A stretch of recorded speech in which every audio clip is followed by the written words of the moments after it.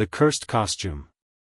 The night was cold, one of those mid-October evenings when the moon hides behind thick clouds, and even the trees seem to shiver in silence. The small town of Ravenswood was preparing for its annual Halloween fair, a night of laughter, costumes, and haunted attractions. But among the rows of glowing jack-o'-lanterns and paper ghosts swaying in the wind, something ancient had awakened. 17-year-old Clara Miles was the type of girl who loved the thrill of the unknown. Every year, she outdid herself with a costume that stunned everyone. But this year was different. She wanted something unique, something real. After school, she wandered down Ashbury Lane, a street she'd never noticed before. At its very end stood a small, crooked shop with a faded sign that read, Mortimer's Masquerade and Curiosities, DST 1886. The bell above the door jingled with a sound that didn't quite belong in this world. Inside, the air was thick with the scent of mothballs and something metallic, like rust, or blood. Rows of vintage costumes hung lifelessly from racks, their fabrics whispering secrets when brushed by the faintest breeze. Behind the counter stood a man, or perhaps a shadow of one. His tall frame was draped in a black tailcoat that looked older than time. His eyes, a shade of gray too deep to be natural, flickered with a cold amusement. "Looking for something special, my dear?" he asked, his voice smooth, but hollow. Clara hesitated before nodding. "Something no one else will have." The man smiled, though his lips barely moved. "Ah, yes. I know exactly what you seek." He turned and disappeared into a back room. Moments later, he returned holding a large, dust-covered garment bag. The fabric inside shimmered faintly under the dim light, deep crimson, threaded with black silk that seemed to absorb the light rather than reflect it. "This costume," he said softly, "was handmade in the late 19th century. Only one of its kind. Perfect for someone who wants to stand out." Clara brushed her fingers against the cloth. It felt warm, almost like skin. "How much?" she asked. The man's grin widened. "For you, my dear, just a promise. Wear it tonight. And, never take it off before midnight." Clara laughed, thinking it was just part of his spooky sales pitch. She handed him the cash anyway, though she couldn't remember exactly how much she gave him. As she left the shop, the wind howled down the street, carrying with it a faint whisper that made her stop and look back. But the shop was gone. Only an empty alley remained. Later that night, Clara stood before her mirror, unzipping the bag. The costume was breathtaking, a deep red Victorian gown, trimmed with black lace, its corset perfectly shaped as if made for her. When she slipped it on, it fit like a second skin. But as she fastened the last clasp, the fabric pulsed faintly against her. She gasped, touching her stomach. It felt like the cloth was breathing. Shaking. It off as imagination, she admired herself. The reflection showed a regal figure, hauntingly beautiful. But something in her eyes wasn't hers. They glowed faintly, crimson at the edges. Her phone buzzed. It was her best friend, Lena. "Clara. You're late. Everyone's waiting at the fairgrounds. You better win Best Costume tonight." "On my way," Clara replied, forcing a laugh.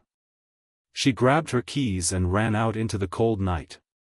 But as she reached her car, she felt a tug. The gown had caught on something.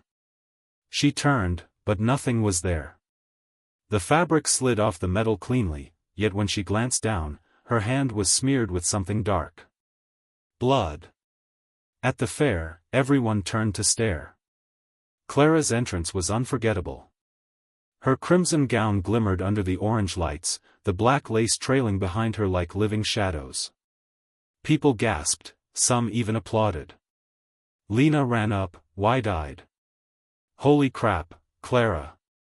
That costume looks like it's made for a queen of the dead or something." Clara smiled faintly, but her chest tightened. The gown was heavy. It clung to her tighter with every breath. As the night went on, she began to feel strange. The laughter around her sounded distant, muffled, like echoes from underwater. Her vision blurred, and when she blinked, she saw flashes, quick, ghostly images of faces she didn't recognize. A woman screaming. A fire. Blood dripping onto red fabric. Clara stumbled to a nearby mirror at one of the haunted stalls. Her reflection didn't smile back. The woman staring at her wore the same gown, but her face was pale and hollow, her lips moving silently, whispering something Clara couldn't hear. Then, she heard it. Faintly. Midnight, or never again, her heart pounded. "Lena," she shouted. "I think I need to go home." But Lena was nowhere in sight. The crowd had thinned, the fair strangely quiet. The lights flickered, one by one, until only the full moon lit the grounds. And in the reflection, the pale woman smiled, this time, with Clara's lips. The silence of the fairground was suffocating. Where laughter and music once filled the air, now only the wind whispered through the empty stalls. Balloons deflated, flickering lights buzzed faintly, and paper ghosts hung limp, lifeless. Clara stood frozen in the middle of it all, her heart thundering in her chest. The cursed gown pulsed against her skin, a faint rhythm matching her heartbeat. Then, a sound. Soft, steady footsteps behind her. She turned sharply. "Lena? Is that you?" But what stepped from the shadows was not her friend. It was a woman, tall, regal, with skin as pale as candle wax. Her crimson gown shimmered under the moonlight, identical to Clara's. Only older. Torn in places. Stained with something dark and dried. The woman smiled faintly, tilting her head. "Do you like my dress?" Clara's voice trembled. "Who are you?" The woman stepped closer, her eyes black as night. "I was the first." Before Clara could speak again, a rush of images filled her mind, a ballroom, the sound of violins, a jealous lover, a blade glinting in candlelight, and a scream that split through centuries. The woman's voice echoed inside Clara's head. "They made this gown for me on the night of my wedding. My husband was unfaithful. I spilled his blood upon it." The reflection of the crimson fabric seemed to shimmer, alive with the memory of death. "They buried me in it," the woman whispered, but the dress refused to rest. "Every few generations, it finds someone new." Clara stumbled backward, her breath coming in ragged gasps. "This isn't real, this can't be real." The woman's pale hand reached out, her fingers grazing Clara's cheek. It felt ice-cold, yet burned like fire. "You wore it before midnight. You bound yourself to me." Clara screamed and ran, the gown tightening with every step, the corset constricting as though invisible hands were pulling it tighter. She fell to her knees, clawing at the fabric, but the threads wouldn't tear. "Take it off. Please," she sobbed. But the voice in her mind only laughed. "Only when the clock strikes 12, or your blood will finish the stitching." The town clock began to toll in the distance, 11 o'clock. Clara forced herself to her feet and stumbled toward the edge of the fairgrounds. She had 1 hour. 1 hour before midnight. She fumbled for her phone, dead. She tried to call out again, but her voice cracked, weak. Then she saw something that made her freeze. At the end of the fairground, near the entrance, stood Mortimer's Masquerade and Curiosities, the same crooked shop that had vanished earlier. Its windows glowed faintly red. Clara didn't think. She ran. The bell above the door chimed again as she entered, though it sounded more like a scream this time. The shop looked different, the shelves twisted, the mannequins eyeless, and every costume seemed to breathe. "Mortimer," she shouted. "What did you sell me?" From behind the counter, the man appeared, smiling that same cold, hollow smile. "My dear Clara, I didn't sell you anything. You bought yourself." She slammed her hand against the counter. You said not to take it off before midnight. What happens if I do? Mortimer's smile faded. You'll set her free. Her eyes widened. Free? He nodded slowly. The spirit bound to that gown. The bride of crimson. She seeks a vessel. Every soul that wears it feeds her life, until one agrees to stay. Clara's hands trembled. Then how do I stop it? Mortimer's gray eyes flickered. You can't stop what was sown in blood, child. But you might delay it. He slid a small, silver needle across the counter. This needle once belonged to her seamstress. Use it to pierce the heart of the gown before midnight, and maybe, just maybe, it will release you. Maybe? Clara snapped. Mortimer simply smiled again. Every curse needs a gamble. Clara grabbed the needle and ran. The clock struck 11:30. Her chest ached, her breath shallow. The gown was tightening again, its fabric twisting, binding around her ribs. She stumbled onto the street, each step heavier than the last. She reached the old bridge at the edge of town, where the moon glowed pale through the fog. Her reflection in the water shimmered, but it wasn't her anymore. The pale woman's face smiled back. Clara raised the needle. You're not taking me. The reflection laughed. You already belong to me, child. The moment you put it on, your soul began to unravel. The gown constricted, pulling her down to her knees. Her vision blurred, blood seeping through the crimson fabric. With trembling hands, she aimed the needle at the center of her chest, and drove it in. A scream tore through the night, not hers, but something ancient and furious. The fabric writhed, black smoke spilling from the seams. The ghostly bride's voice echoed all around her. You can't kill what's already dead. The wind howled, the bridge trembled, and then, silence. Clara fell unconscious. When she awoke, dawn was breaking. The gown lay beside her, torn and lifeless. Her body ached, but she was free.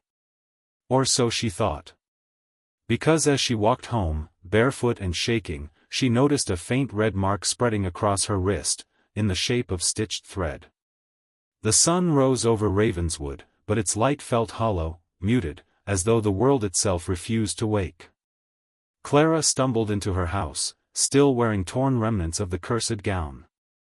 Her parents were gone for the weekend, and the silence inside the house pressed in on her like a suffocating fog. She dropped onto her bed, clutching her wrist where the faint red stitch had appeared. It wasn't a wound, it was part of her skin, a single line of crimson thread that pulsed faintly with each heartbeat. She whispered to herself, voice trembling. It's over. It has to be over. But even as she said it, she heard the faintest whisper, not outside, but inside her mind. Did you really think it would be that easy? The air turned cold. The lights flickered. Her mirror, cracked from the night before, began to hum softly. Clara's reflection blinked, but she hadn't. The reflection smiled. No, Clara whispered, stepping backward. No, I destroyed the dress. I ended it. Her reflection tilted its head, that same haunting, regal motion from the crimson bride. You ended the dress, dear child. Not the curse. The room darkened as the mirror rippled like water. A shadowy figure emerged from within, the ghostly bride, her hollow eyes burning like dying embers. You stabbed the fabric, she hissed, but not the heart. Mine still beats, within you. Clara screamed as pain shot through her wrist. The crimson thread began to spread, weaving itself up her arm, over her shoulder, across her chest. The fabric was reforming, thread by thread, sewing itself back into existence. She clawed at her skin, crying out, "Stop. Please." But the more she fought, the tighter it stitched. Blood seeped from beneath the threads as they pulled her flesh. together like a tailor's masterpiece of horror. "You are the new vessel," the spirit whispered. "You will wear what I once wore. You will become what I once was." Clara fell to her knees, the pain unbearable. The gown had fully returned, flawless, gleaming, alive. Only now, it wasn't separate from her. It was her. Her reflection in the mirror showed a woman centuries older, eyes black as ink, lips red as blood. The crimson bride had claimed her. But deep within, Clara's spirit fought back. She remembered the silver needle, now lying shattered on her dresser. She crawled toward it, every movement agony, the ghostly voice in her head screaming, "You belong to me." Clara's hand closed around one half of the broken needle. She looked at her reflection, at the woman smirking from within. "Then we'll both burn." She plunged the needle into her own wrist, through the center of the spreading thread. The scream that followed was not human. The walls trembled. The lights exploded. Shadows twisted and fled. And then, silence. When Clara awoke, she was lying on the floor, the morning sun spilling through the cracked blinds. The gown was gone. The red thread, gone. Her wrist, pale and clean. It was over. Or so she thought. That night, as the town prepared to bury the memories of Halloween, a local thrift shop owner named Mrs. Darnell was sorting through donation boxes. She hummed softly as she pulled out a pile of old clothes, and then her hand brushed against something unusual, smooth, silky, and faintly warm. She lifted it up, and her eyes widened. A crimson Victorian gown, folded neatly, stitched perfectly, without a single tear. It shimmered faintly under the fluorescent lights, black lace rippling like liquid shadow. Mrs. Darnell smiled, admiring its beauty. "Now, isn't this a find? Someone's going to look stunning in this for next year's Halloween." As she placed it on the rack, the faintest sound escaped from the fabric, a whisper, so soft it could be mistaken for the wind. Midnight, or never again. The lights in the shop flickered once. Then twice. And the crimson gown swayed on its hanger, though there was no breeze. The end.